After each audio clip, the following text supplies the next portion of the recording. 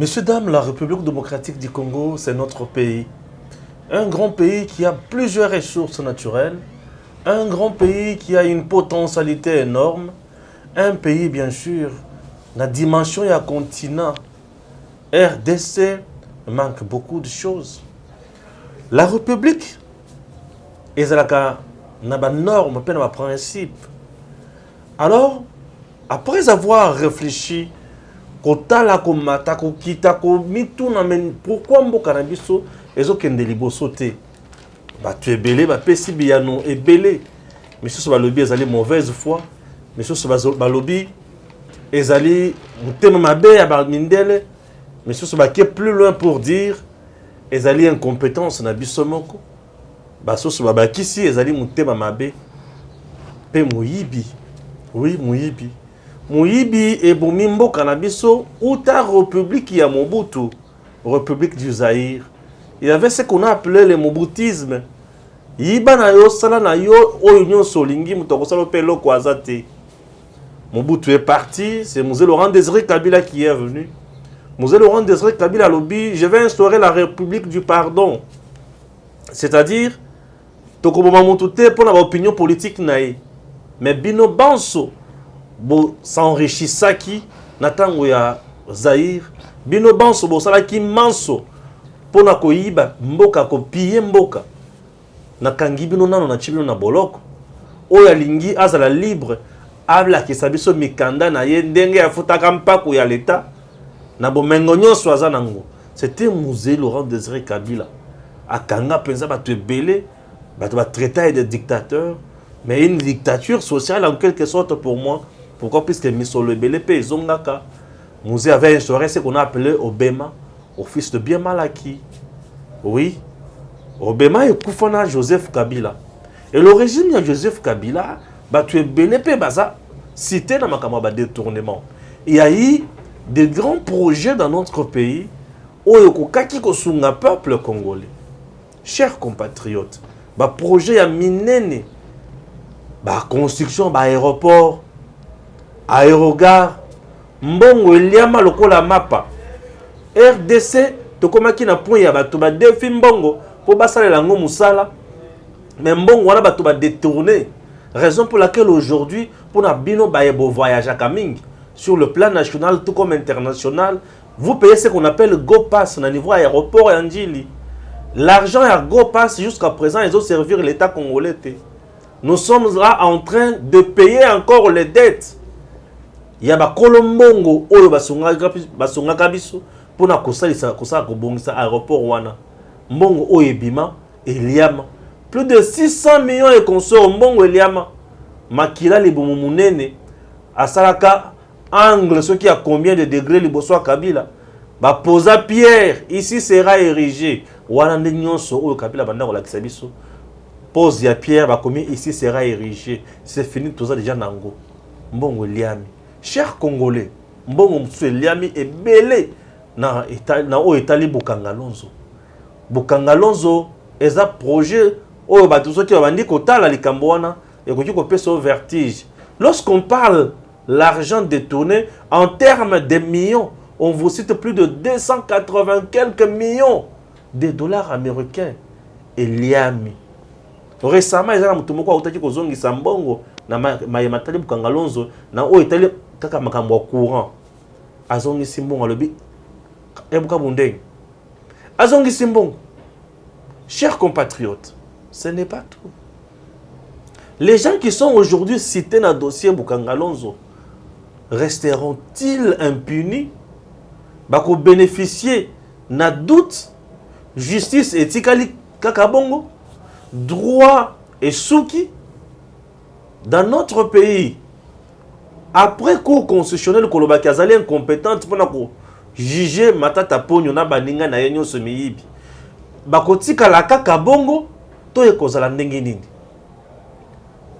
oyo ba détourner misolo ya l'état et soki kaka wana soki cour constitutionnel est incapable incompétente cour de cassation est tribunal de grande instance est misolo ya l'état oyo yibami ekotika la kaka ndenge wana C'est une réflexion que nous devons faire à tête froide. Pourquoi? Puisqu'il s'agit de l'argent du contribuable congolais, Misolo, et qui est le Kolakaka Boye Melinga. Écoutez, Kalakaka bon. Oza Pomba, au côté na pouvoir, Obimi Pomba, et Sili Moutokolande la haute. Oyiba te, Moutokolande la haute. Quand il fut Premier ministre Bruno Tshibala, dans le Pango, il a fait 400 000 dollars et bungaka. Peter Tchani a meka kolobali kamboana na média, bachai na boloko pendant 2 à 3 mois. Oui, Misolo ya l'État. À faire fouiner. Ko fouiner Misolo ya l'État. Nani azu Misolo ya l'État. Et kozonga te. To meka susu kozonga na maye matali likambo ya matata ponyo oyo. Tour à liboso tolobaki, Cour constitutionnelle à se déclarer incompétente. Nous sommes jusqu'à présent au niveau de la forme. Niveau ya fond ya dossier, na ne simamina noté. Nous avons un niveau ya forme. Maintenant, la Cour de cassation est que télémato et kola la kaka. Donc la akage azali kosenga.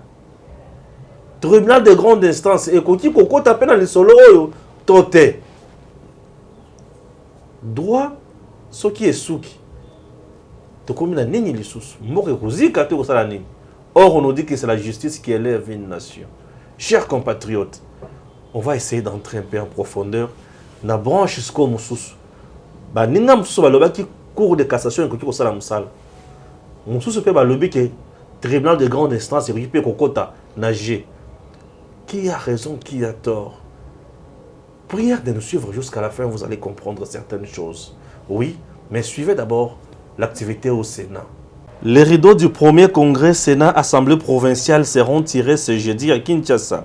Ce mercredi, sous la direction du rapporteur Michel Kanimbu, les échanges entre les sénateurs, le président des assemblées provinciales et leurs directeurs administratifs ont tourné autour des thématiques: la fonction de contrôle de l'assemblée provinciale, la fonction des édits, la fonction de représentation des élus provinciaux, la fiscalité provinciale et les objectifs pour le développement. Occasion pour le professeur Évariste Bochab, le sénateur, l'un des panélistes, d'appeler les exécutifs provinciaux et les organes délibérants à une cohabitation pour le développement de leurs entités après les avoir édifiées sur la logistique. Merci bien. Dans le cadre de l'établissement du dialogue permanent entre les assemblées provinciales et les Sénats, il m'a été demandé par le bureau du Sénat d'entretenir les députés provinciaux sur la rédaction des édits. En réalité, il s'est agi d'annoncer quelques règles de logistique. Comment élaborer des bons édits qui soient clairs, cohérents, intelligibles, présentant une grande lisibilité, intelligibilité, car quand on élabore les édits, qui sont des lois au niveau provincial, ces édits, c'est pour le bon fonctionnement de la province, mais le premier destinataire de ces édits, c'est la population. Si ils sont élaborés dans un langage, comment dirais-je, qui n'est pas compréhensible, dans un langage à peu près ésotérique, ces édits n'ont pas de raison d'être. Alors, je dis que la logistique comme telle, ce n'est ni un art, ni une science, c'est à la fois une technique et une méthode pour mieux élaborer les textes législatifs.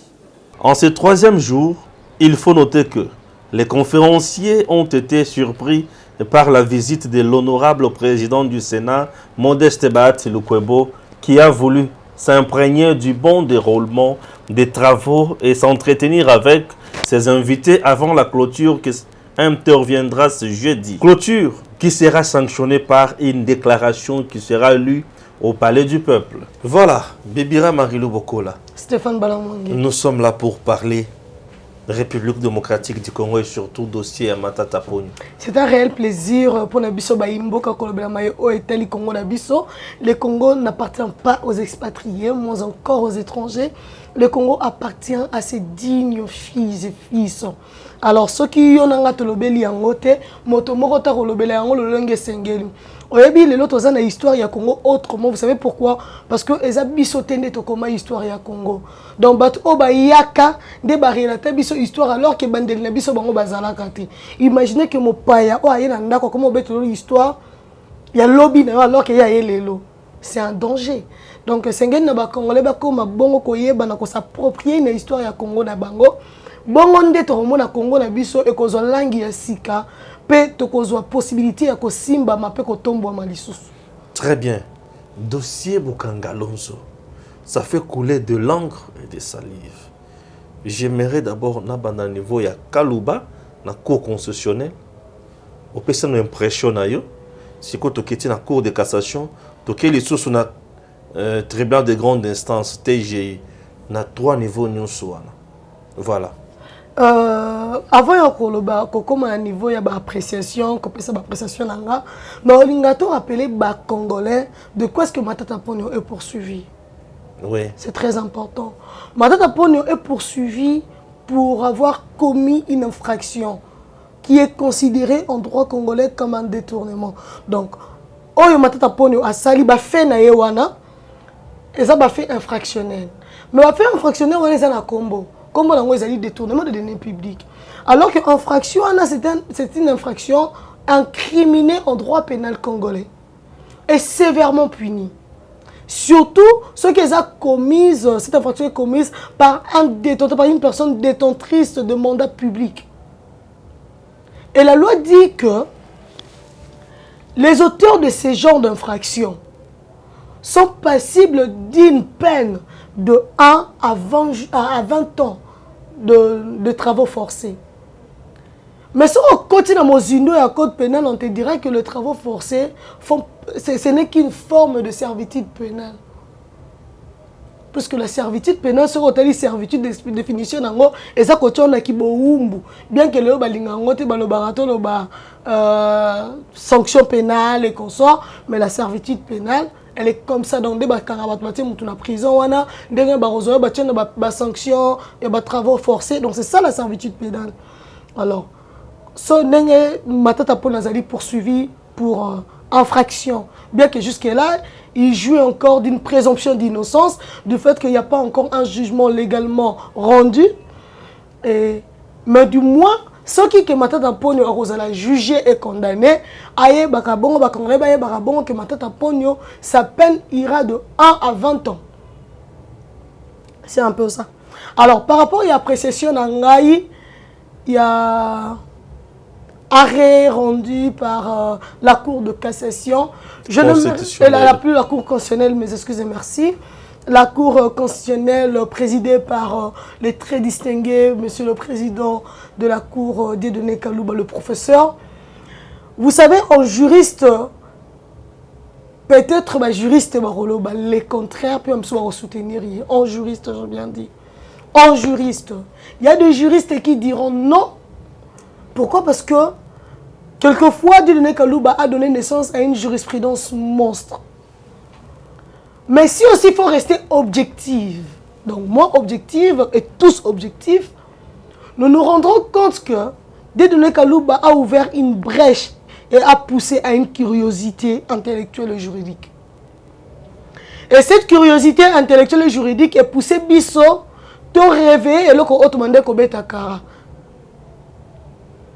Donc bien qu'il ait créé d'un côté une jurisprudence monstre, dans le sens où ça peut créer une politique de gens punis politiquement, mais ça poussait aux juristes éveillés à réveiller une portion de droit qui était endormie.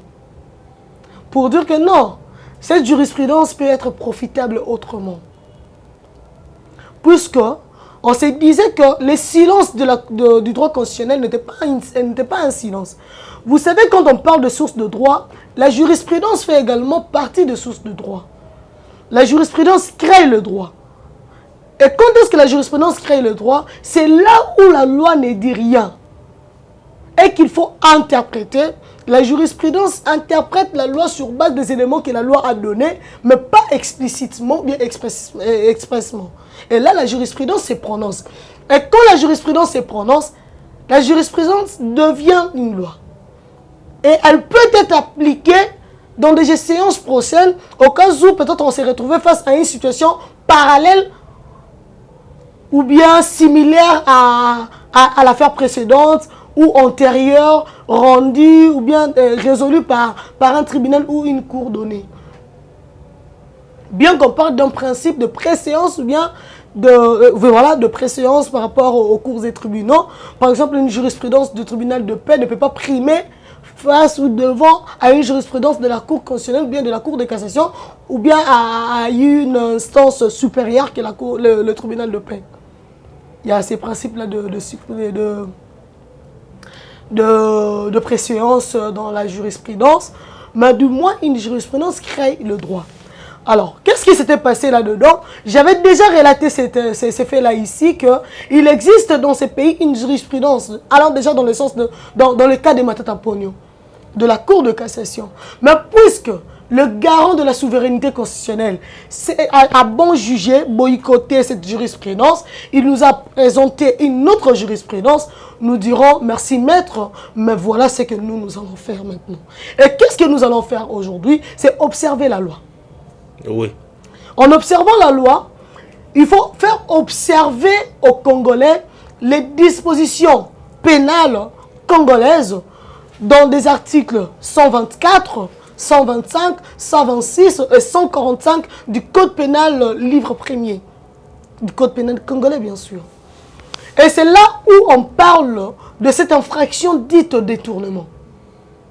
Et là, on parle de l'infraction de faux et de détournement de deniers publics.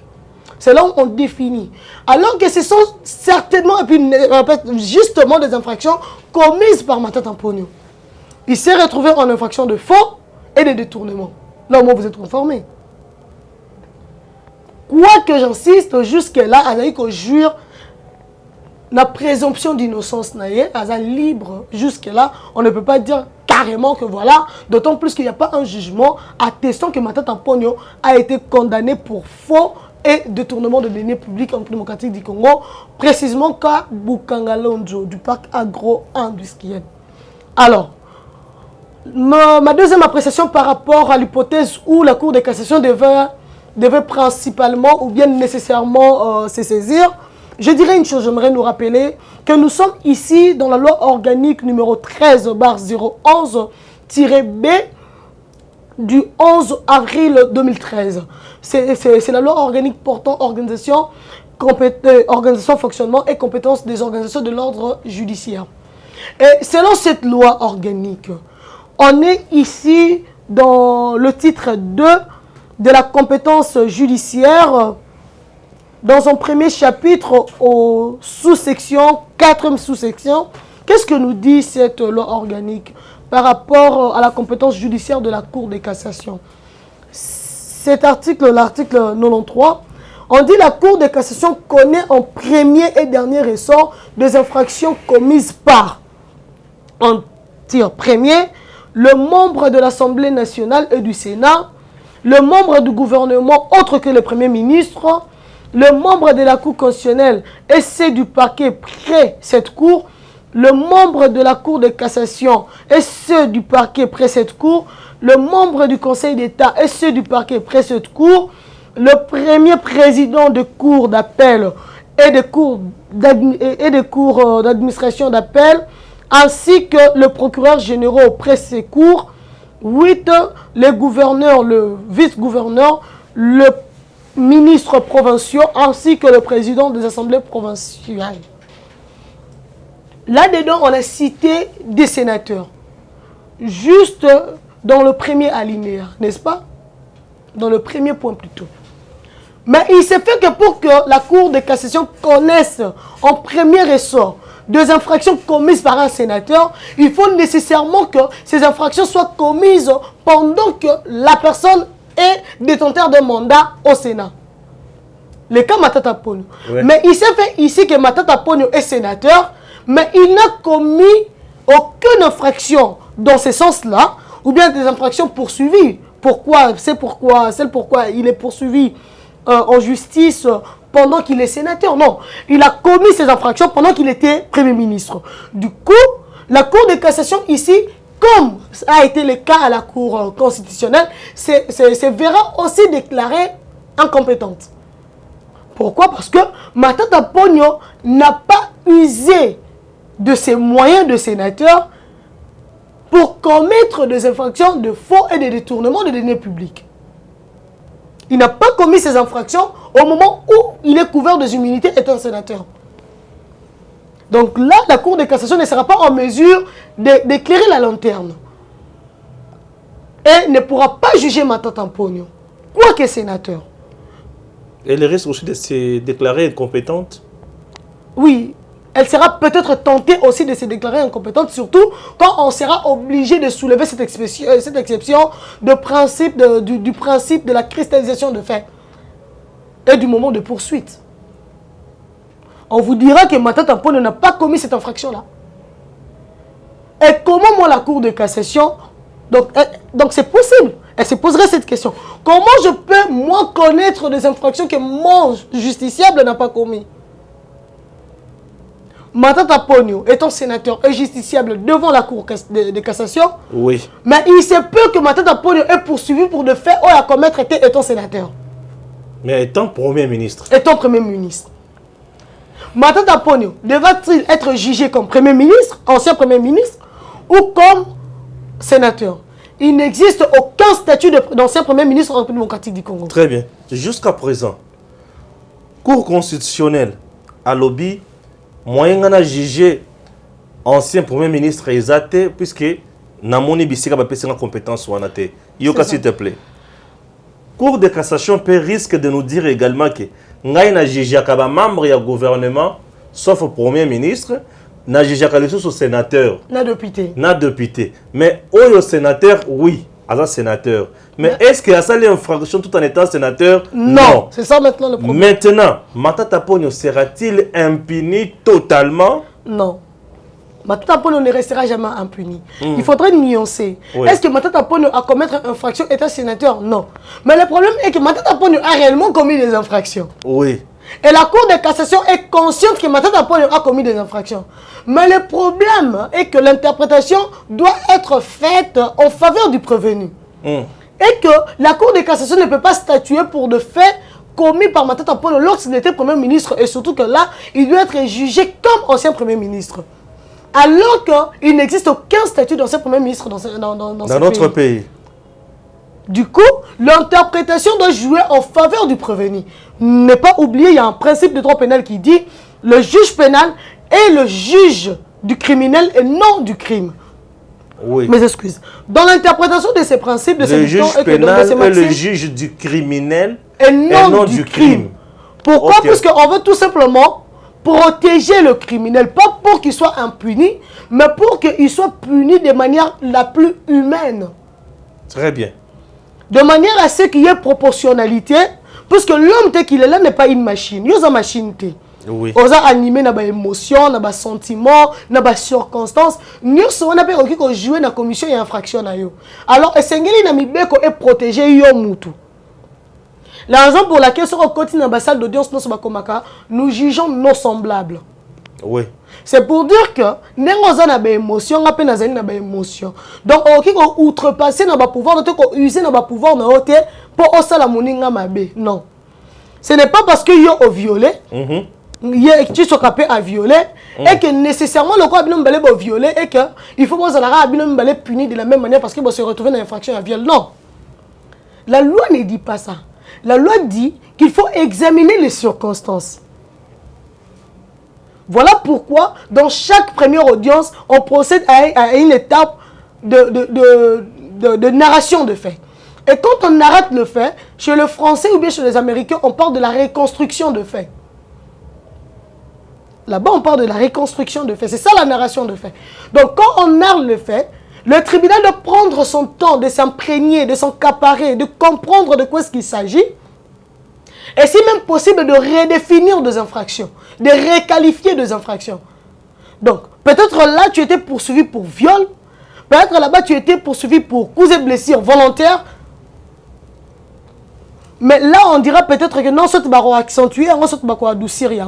Selon le fait que vous allez présenter, bien soumis, liboso et bazouzi.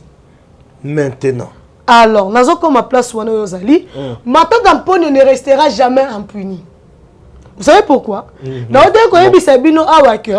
L'infraction à commettre, l'infraction on a bien un faux et détournement de deniers publics.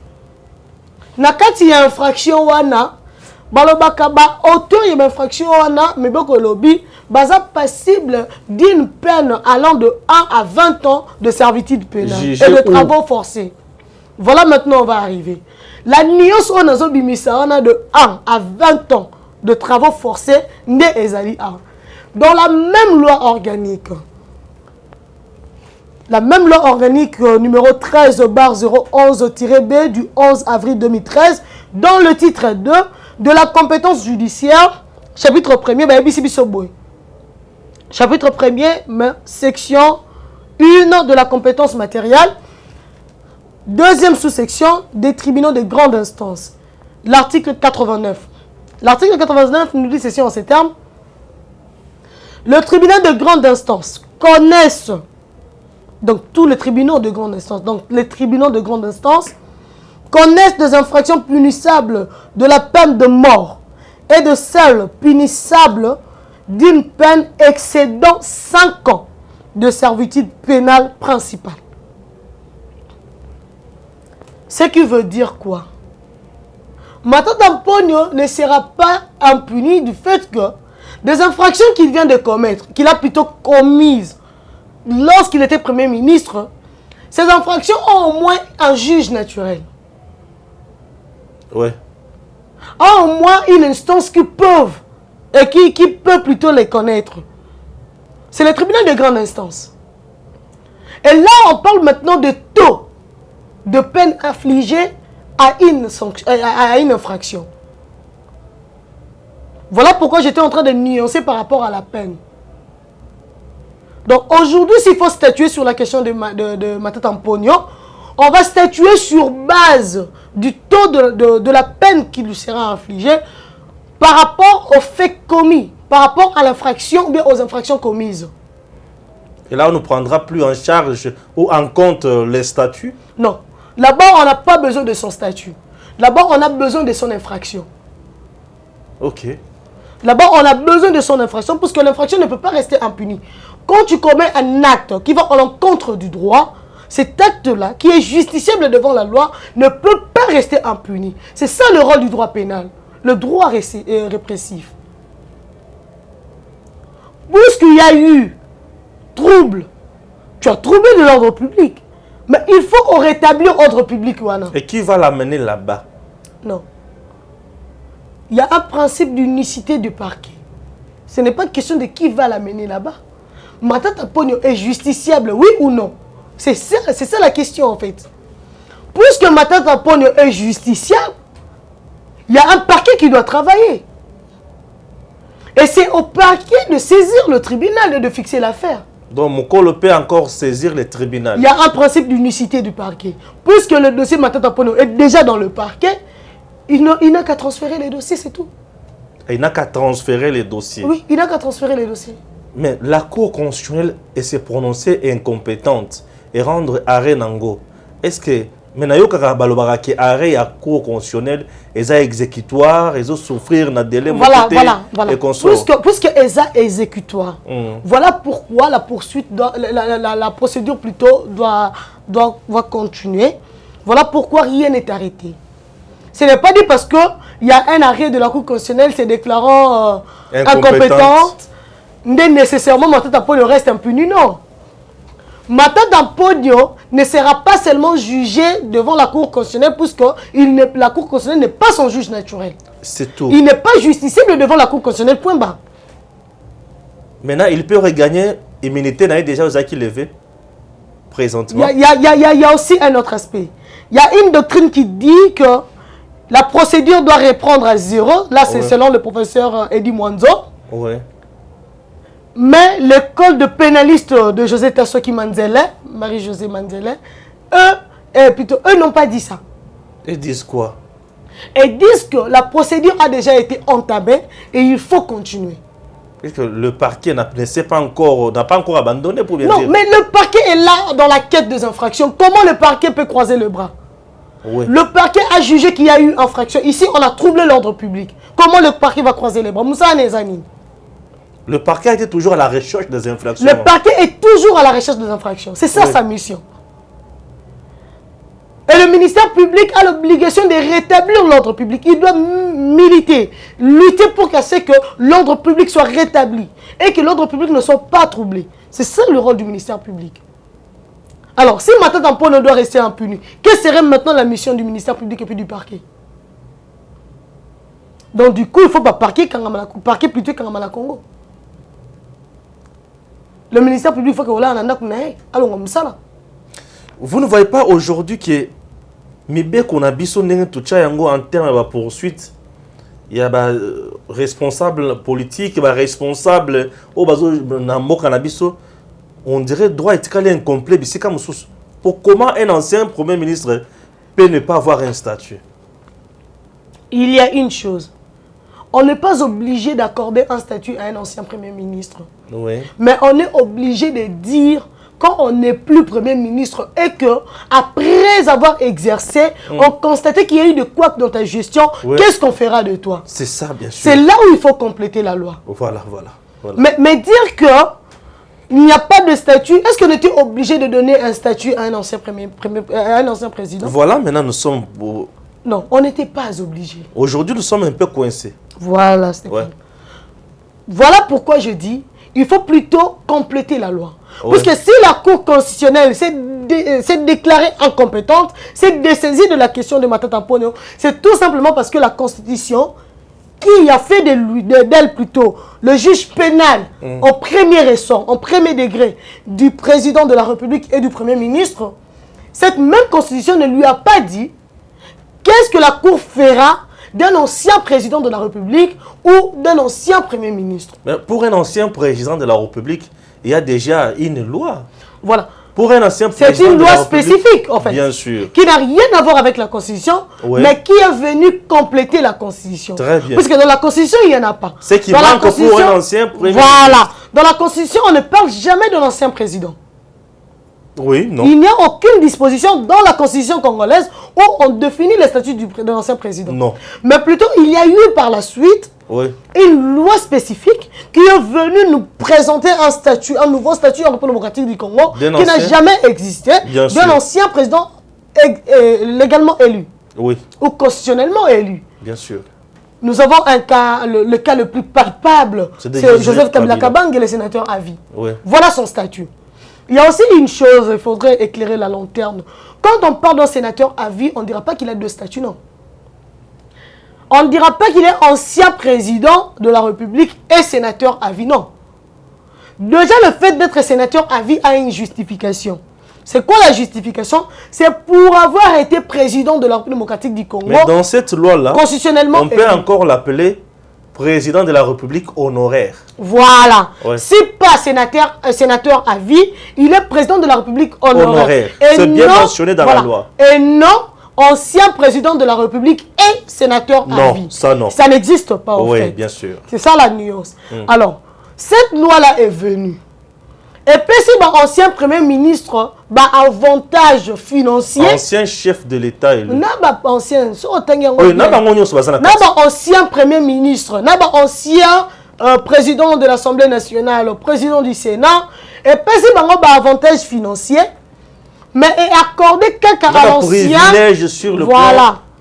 Mais est accordé qu'à la président de la République le privilège de poursuite. Voilà. Ancien président de la République. Voilà. Il est couvert des immunités. Très bien. Puis est accordé le privilège de de juridiction. Oui. Mais est accordé na premier ministre, na ancien premier ministre. Et l'autre côté. Na ancien premier ministre et puis c'est qu'il y a un avantage financier oui. et sécuritaire. Et puis aussi, il faut signaler que ça sécuritaire, il y a une quitté. Sécuritaire sociale aussi. Même la sécurité sociale, l'ancien premier ministre a bénéficié de ça. Mais et puis s'il y a une sécurité judiciaire, exempté de la poursuite judiciaire. Voilà pourquoi les autres on a surpris comment on a qu'un jour le parquet est saisir pour un dossier à Bruno Tshibala. Oui. Puisqu'il est l'exemple palpable d'un ancien premier ministre sans couverture des immunités ou bénéficiaire de privilèges de juridiction. Il n'en a pas. Comme il n'a pas de statut, donc ça me sera d'infraction dans le lobby. Voilà. Alors, ceux qui ont commis dans le cas, par exemple, de Bruno Tshibala, tu se retrouves dans deux cas. Silence, il y a loi, le droit constitutionnel, qui n'a rien dit à propos par rapport à un ancien premier ministre ayant commis 2 infractions pendant l'exercice de ses fonctions et qu'aujourd'hui il se retrouve sans statut. Quel serait le sort d'un pareil citoyen en démocratique du Congo? C'est ça en fait. Voilà pourquoi nous là, qui observons le scénario